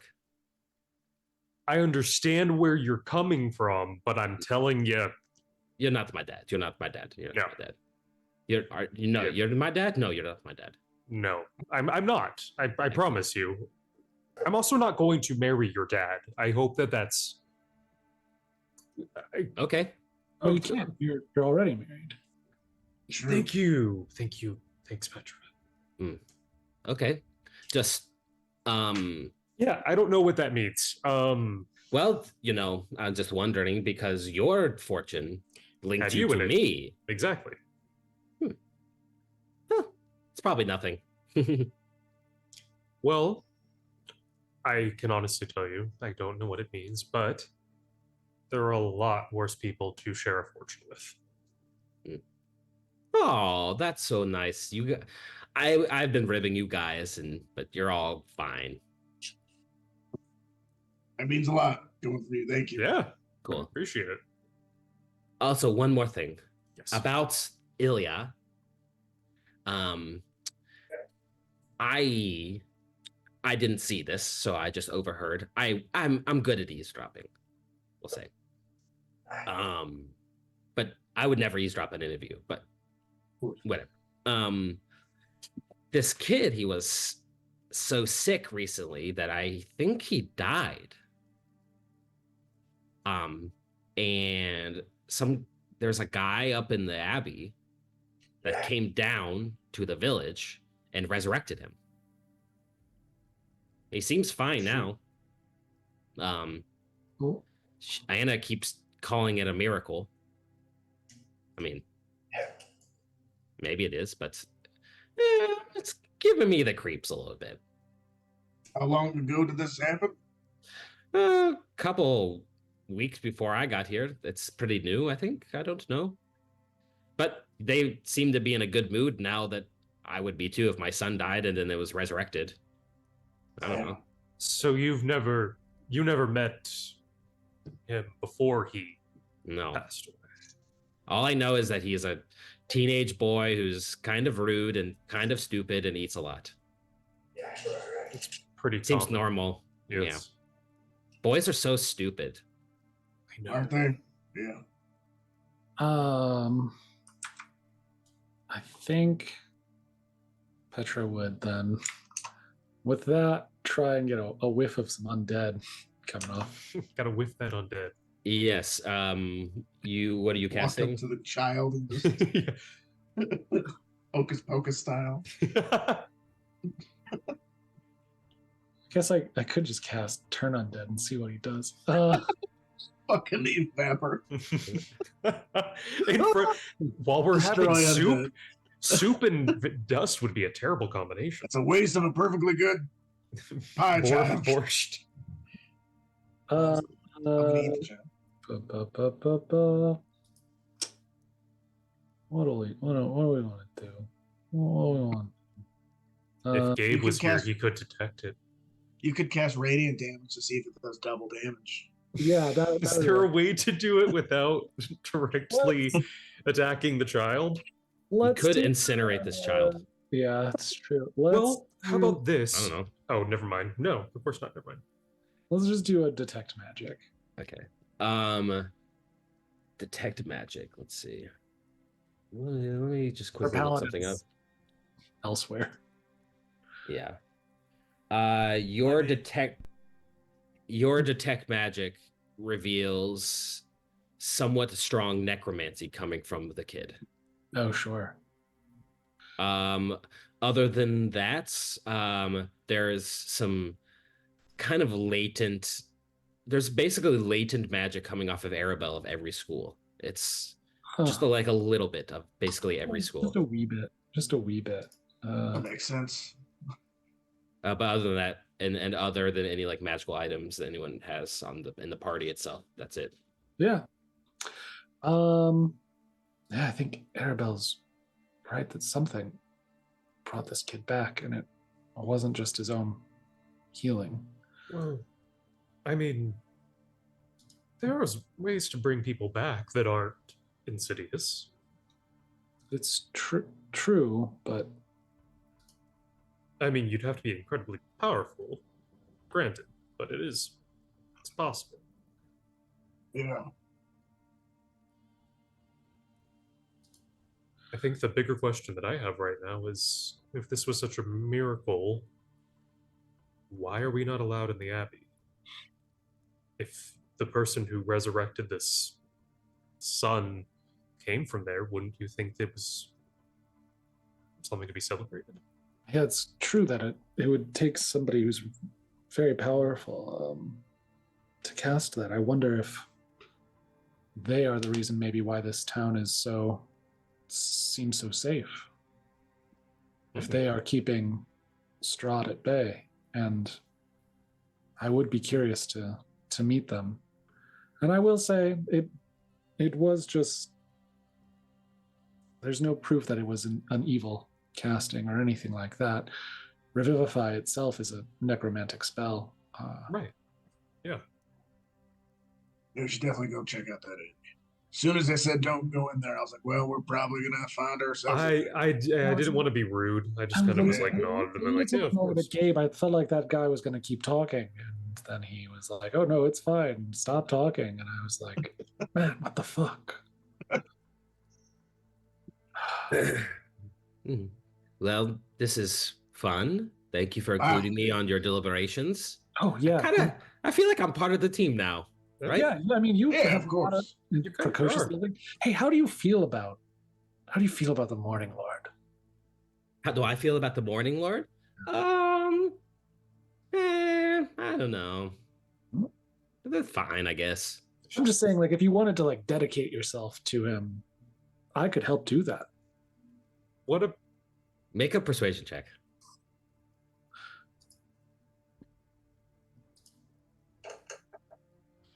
It's a nat 20. Arabelle looks at you and she says, well, I've never been really a religious person. I'm more spiritual. Of course, I'm only 8 years old, so it's like, what do I know? I mean, I was younger than you when I joined my order, so. But were you forced into it by someone? Forced is interesting. I don't think adoption counts as forced. Oh, okay. So how do I do this? Do I like pray or something? Yeah. You just do a prayer with me. I'd give you a nice, pretty necklace, and then yeah, you would just be within the blessings of the Morning Lord, and you might even feel a little bit better. Okay. She bows her head, claps her hands together, and you hear her say, "Dear Morning Lord, can I have 1,000,000 gold pieces? Amen." See, you can't be quite so blunt with your asks. It's more of like, dear Morning Lord, please give me the strength to destroy all wicked things and banish the darkness back to where it belongs. Oh, okay. Dear Morning Lord, give me the strength to banish darkness back where it belongs. And 1,000,000 gold pieces? See, Amen. one of those will probably come true. I like religion. She jumps up in the air. I put one of the Morning Lord or the sun god talismans over her head, and if she truly is in on it, she gets the bonus of dedication from the ceremony spell. Cool. Where for the next 24 hours, whenever the target has to make a saving throw, it rolls an additional d4 and adds that number to the save. Oh, cool. I love the ceremony spell is so good. It's cool to have mechanical benefits to these things. Yeah. All right, she accepts it. Gabe, you are walking alone through the streets of Kresk. What are you doing? I would like to find that small little quaint chapel. Okay. And I think, sorry, go ahead. You find it easily. It's kind of the dead end of this road. It is a nice looking kind of gazebo that is purposefully built that sits upon this kind of man-made pond with beautiful flowers decorating it and wood carvings. As soon as you come up to it, you can see prominently displayed over the top of this gazebo in front of this offering plate is a symbol of a horizon with a sun appearing over it. Of course. Do I see any holy people? Make a perception check. I was looking for someone to talk to. That is a 13.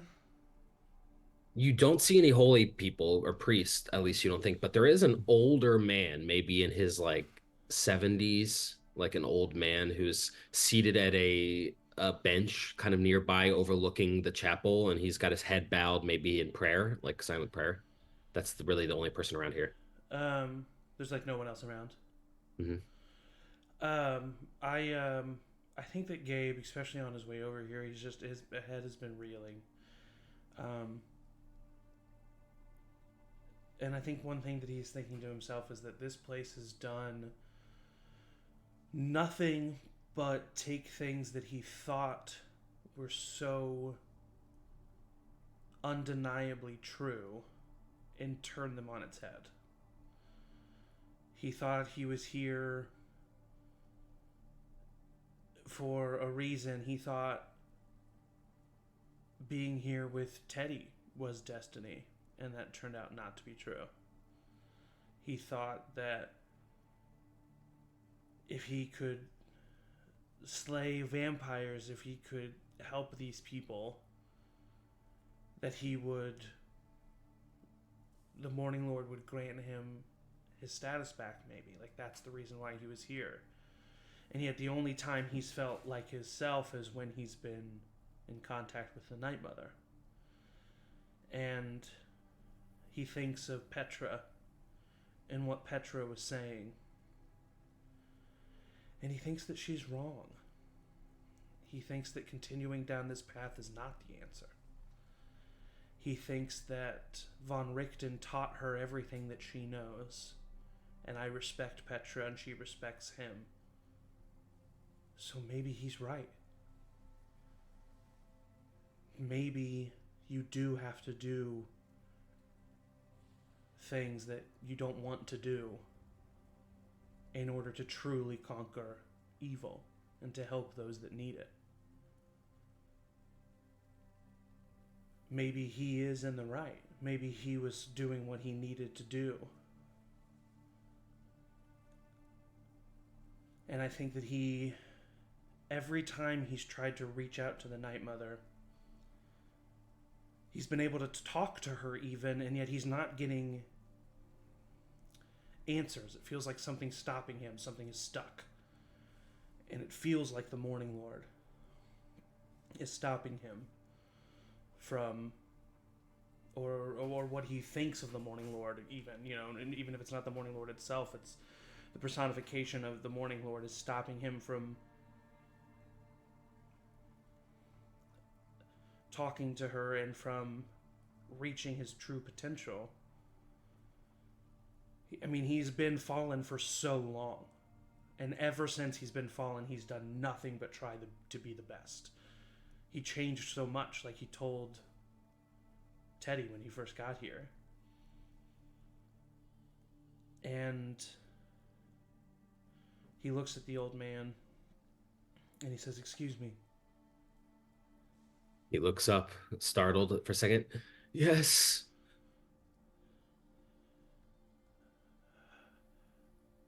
How do you find your faith?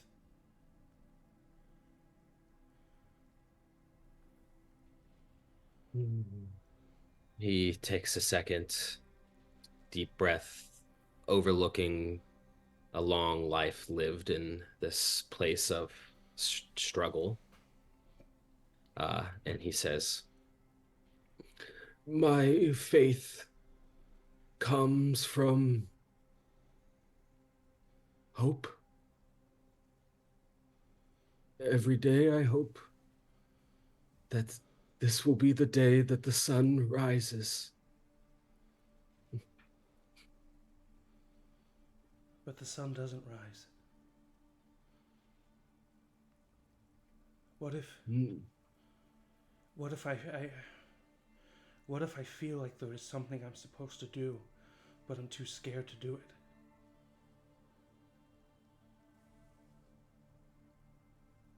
Well, son, there is only one life we have here. I don't know what this is or what your faith is, but don't waste whatever chance you have. I've lived a long life full of many regrets, things I wish I had done, people I had seen or talked to. You're still young. You have a chance to not be like me. I think that Gabe lets out an exhale of almost relief upon hearing this. Thank you, Father. You will find peace soon. And Gabe thinks that he's made his decision and that the Morning Lord is not the path for him anymore. And that he needs to embrace the Night Mother and embrace this darkness in order to help these people, because the sun isn't here. The sun isn't helping, but darkness is. And if it can be molded to help these people, then that's his true path. But there's something stopping him. His oath. He has sworn an oath to the Morning Lord. And it is a magical pact that is holding him hostage. And Gabriel's heart races, and his palms are sweating, and he's terrified. But it must be the right thing. It must be, because he had his wings back. He felt good. He helped people. So he needs to break his oath. I unsheath my axe and I swing it at the old man's head.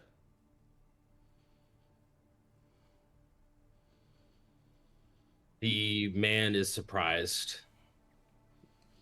Is your intent to kill him? As quickly and as mercifully as I can. You strike him down. He goes without a fight, without a whimper, nothing. He just watches you with nothing he can do as he falls to your feet in a bloody mess. There is a loud chime from the bell tower at the Abbey at this moment that reverberates throughout the city. Flash of lightning, sound of thunder roaring. Gabe, You're sitting here in the pouring cold rain at the beginning of winter with this man in front of you.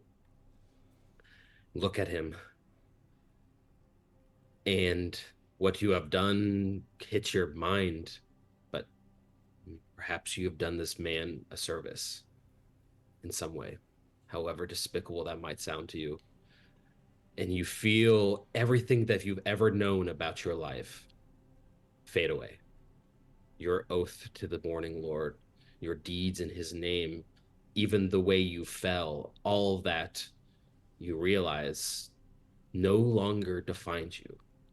It's as if you have started a new life in this moment with this act. Everything you do from now on will be in service of this new life. And everything that you were before and everything that you did before is irrelevant.